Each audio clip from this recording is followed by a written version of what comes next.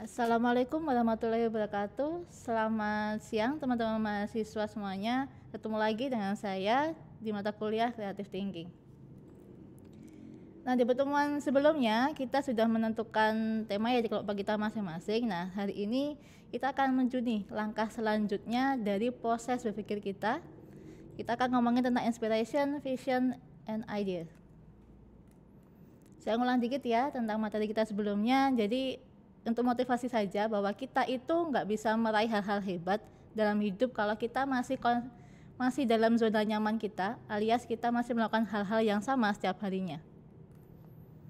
Nah, menjadi kreatif itu berarti bagaimana kita menemukan cara baru yang dapat memecahkan masalah. Nah, kita bisa mulai kok dari permasalahan hidup kita masing-masing di kehidupan kita sehari-hari.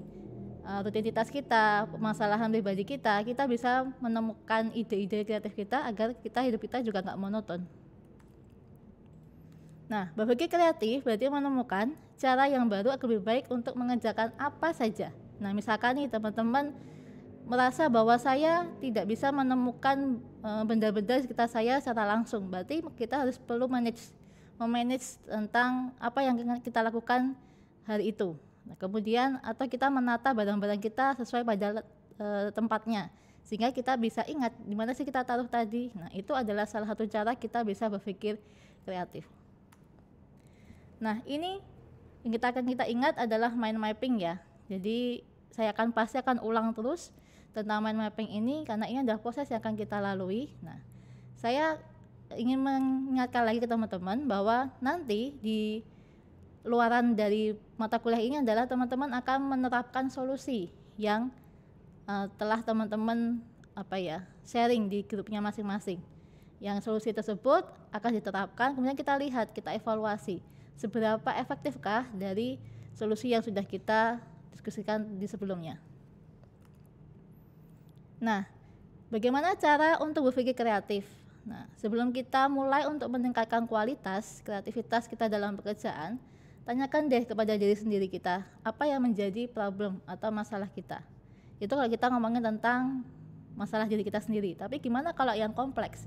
Kalau yang luas, masalah yang ada di masyarakat, ya berarti kita harus gali lebih dalam tentang permasalahan yang ada. Kenapa itu bisa terjadi? Apa yang menjadi akar dari permasalahan tersebut? Nih, saya akan jelasin tentang langkah kedua, bagaimana menemukan inspiration, vision, dan idea. Nah, prosesnya nanti di masing-masing kelompok silakan untuk menentukan terlebih dahulu satu permasalahan urgent. Kemarin kan di kelompok setiap anggota saya minta untuk mencari permasalahan yang ada di masyarakat. Setiap anggota menemukan satu. Berarti kan banyak tuh permasalahannya. Nah, sekarang tinggal menentukan satu permasalahan yang menurut teman-teman tuh urgent. Saat ini harus diselesaikan. Saat ini kita harus cari solusinya bersama-sama. Dari satu masalah tersebut, kemudian kita flashback lagi, riset lagi dari masalah tersebut mengenai solusi apa yang telah dilakukan oleh pihak lain untuk mengatasi permasalahan tersebut. Ini sebagai cara komparasi kita bagaimana permasalahan tersebut ternyata pernah diberikan solusi tetapi mungkin efektivitasnya kurang atau mungkin ada perlu penambahan atau mungkin ada pembaharuan di situ. Nah, itu kita akan memunculkan inspiration atau inspirasi. Nah, kemudian yang ketiga, tulis nih identifikasi solusi yang telah dijalankan oleh pihak lain tadi. Kalau teman-teman menemukan banyak hal yang telah dilakukan oleh pihak lain selain kita ke dalam identifikasi scamper. Apa sih scamper? Kita lihat ya. Nah, scamper ini adalah teknik yang digunakan untuk memicu kreativitas. Jadi nanti kita bisa identifikasi berdasarkan scamper, memasukkan berbagai literatur atau memasukkan berbagai solusi yang sudah dilakukan oleh pihak lain. Nah, untuk mengatasi setiap tantangan yang mungkin akan kita hadapi. Nah, scamper ini didasarkan pada pemikiran bahwa segala sesuatu yang baru itu ada modifikasinya, pasti ada pengembangannya, nggak mungkin stagnan seperti itu aja, pasti ada pembaharuan di dalamnya, walaupun itu sangat kecil. Oke, kita ulik satu-satu ya tentang apa itu scamper. S yang pertama adalah substitute atau mengganti. Tentu ini nggak asing ya kata-kata substitute. Kemudian combine, mengkombinasikan. kemudian adapt atau mengadaptasi, kemudian magnify atau memperbesar, kemudian put the other use atau meletakkan ke fungsi yang lain, kemudian atau eliminate, itu kita menghilangkan atau mengecilkan, kemudian rearrange atau reverse, mengatur ulang. Nah, itu adalah scamper, penjelasan dari scamper itu sendiri. Nah, kita ulik satu-satu. Oke, dari segi katanya kita sudah bisa lihat bahwa substitute berarti kita ada mengganti. Jadi berusaha memikirkan dan melakukan penggantian bagian. Jadi bukan mengganti semua hal dalam pemasaran tersebut, tetapi kita ada satu bagian atau part tertentu yang akan kita ganti dari masalah yang berkaitan dengan proses maupun hasil riset dengan sesuatu yang berbeda dari sebelumnya. Kemudian combine, berusaha untuk memikirkan atau menggabungkan dua atau lebih bagian tertentu dari sebuah permasalahan. Misalkan nih, kalau saat kita lihat di sini masalah pembelajaran, ini contoh yang gampang ya, yang mungkin sudah teman-teman lalui mungkin di 2 tahun terakhir kita sudah mengalami online learning, jadi pembelajaran melalui media online, dan banyak permasalahan di situ yang terjadi. Akhirnya mungkin dari pihak sekolah atau mungkin dari pihak universitas, kita juga perlu adaptasi, perlu ada kombinasi di situ. Kita nggak mungkin tatap muka secara langsung, lalu apa yang harus kita lakukan? Akhirnya adalah blended, jadi menggabungkan antara kuliah online dengan tatap muka. Jadi ada masanya mungkin tatap muka, ada mungkin keseluruhan hanya online saja. Jadi akhirnya terjadi adalah kita menggabungkan dua atau bagian atau lebih. Untuk apa? Agar semuanya tercapai, tujuan pembelajaran tetap tercapai, mahasiswa atau siswa juga tetap bisa belajar dengan baik. Nah, kemudian yang ketiga, adapt atau berusaha melakukan adaptasi ide yang sudah ada dan memecahkan masalah yang berkaitan dengan proses maupun hasil pembelajaran kita sebelumnya. Jadi dari riset tersebut atau dari kita melakukan tinjauan ke dalam berbagai riset, nah kita berusaha nih untuk melakukan adaptasi ide. Kira-kira kalau ide yang sudah dilakukan, itu bisa nggak kita adaptasikan ke tempat kita, ke lingkungan sekitar kita.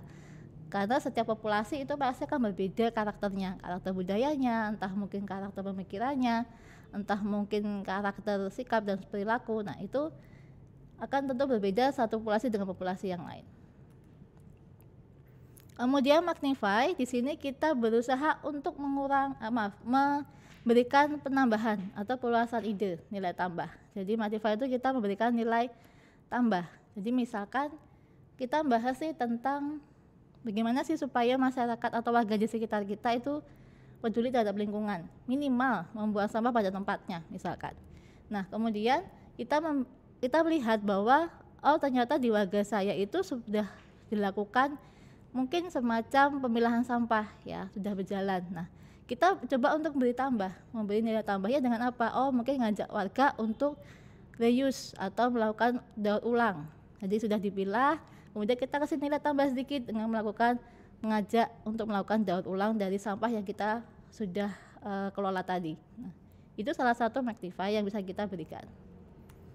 Kemudian put the other use. Nah, di sini kita menempatkan ide di dalam bentuk lain. Nah, sehingga bisa memecahkan sebuah permasalahan yang ada. Jadi misalkan caranya sama tetapi wadahnya mungkin berbeda. Bisa kan? Jadi misalkan caranya A, kita sudah lihat research, ternyata caranya ini bisa dilakukan di populasi ini. Kita coba untuk menerapkan cara itu di populasinya kita atau di warga sekitar kita. Kemudian kita beri dalam wadah yang berbeda. Nah, itu mungkin akan bisa salah satu contoh ya yang bisa kita lakukan dalam proses pembelajaran. Nah, kemudian eliminate, kalau tadi kita sempat ngomongin soal menambahkan atau modify, nah kita juga bisa melakukan yang namanya eliminate, di mana kita melakukan proses penyederhanaan. Proses penyederhanaan, pengurangan atau menghilangkan komponen-komponen yang dirasa mungkin itu kompleks bagi populasi di sekitar kita atau bagi orang-orang di sekitar kita. Jadi bagi kelompok yang A mungkin itu tepat karena mudah untuk dikerjakan. Mungkin bagi kelompok yang B ini sesuatu yang kompleks karena belum ada pemahaman ke sana. Akhirnya kita berusaha untuk melakukan penyederhanaan terhadap komponen atau bagian tertentu. Oke, kemudian yang terakhir adalah rearrange, berusaha melakukan penyusunan atau penataan ulang yang berbeda dari komponen atau prosedur yang sudah ada, sehingga bisa memberikan nilai tambah dibandingkan dengan sebelumnya. Jadi kita mulai nih menata ulang. Tadi kalau saya ngomong tentang bagaimana kita mengajak masyarakat untuk melakukan sadar lingkungan. Yang pertamanya sudah melakukan pemilahan, kemudian kita mencoba untuk melakukan pengolahan. Nah, karena ada penambahan di situ, berarti kita coba untuk mengatur lagi mana sih caranya supaya warga itu konsisten untuk melakukan prosedur tadi ya. Jadi dipilah kemudian diolah. Nah, kita penata ulangnya bagaimana. Yang awalnya mungkin hanya dilakukan oleh warga saja, kemudian nah, kita tata ulang bagaimana kalau ini dikoordinir oleh mungkin perangkat desanya atau mungkin oleh salah satu pengurus yang ditunjuk untuk bisa koordinir sampah-sampah itu. Nah, itu salah satu penataan ulang, jadi skemanya yang ditata ulang lagi. Ini adalah satu contoh rearrange yang bisa kita lakukan. Nah, tadi saya sudah menjabarkan banyak hal. Nanti silakan bisa dipelajari lagi, kita cari contohnya bersama-sama, kita belajar bareng-bareng, kita research bareng-bareng. Saya di sini hanya mencoba untuk menjadi sebagai fasilitator teman-teman yang lebih banyak nanti akan berproses. Nah, tugas selanjutnya dari hasil penentuan tema yang dalam kelompok yang sudah kalian lakukan di pertemuan sebelumnya. Nah, hari ini tadi sudah saya sampaikan, gali lagi solusi yang sudah dilakukan oleh pihak lain. Kita riset lagi ya. Kita balik lagi, silakan buka Google-nya masing-masing, kita cari berita, cari artikel yang terkait dengan masalah teman-teman. Nah, untuk menyelesaikan masalah yang ada saat ini yang sudah teman-teman pilih nih, kita cari referensi sebanyak-banyaknya supaya kita juga kaya akan inspirasi gitu, supaya menemukan solusi yang baik.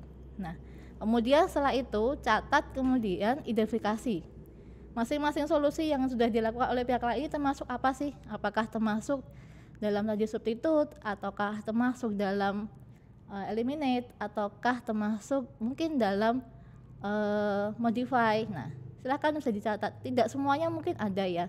Mungkin ada yang sudah melakukan semuanya, mungkin ada yang masih ada bagian yang belum dilakukan oleh pihak lain. Nah, ini kesempatan buat teman-teman untuk melakukan bagian tersebut. Itu.